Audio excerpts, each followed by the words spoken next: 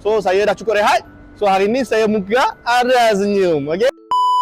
Alright guys, Assalamualaikum semua. Okey, hari ni kita berada mana? Kita berada di Cawangan Meru Ipoh. Kita buat apa guys? Kita nak loading barang. Hari ni kita import barang-barang daripada Ipoh sebab dekat KL semua dah sold out. Barang-barang kat KL memang tak dapat, supplier semua tak ada dah barang-barang yang kami nak jual.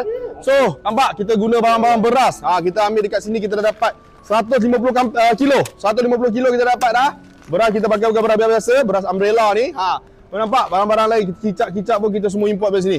Ada satu trik lagi daripada abang saya, dia dapat borong 150 paket lagi. Maknanya 150 kilo, 150 paket pula. 150 kilo lagi. So campur dengan ni kita ada dekat 300 kilo. Macam orang KL dah ready ke belum? Saya dah rehat 2 hari dah. So saya dah cukup rehat.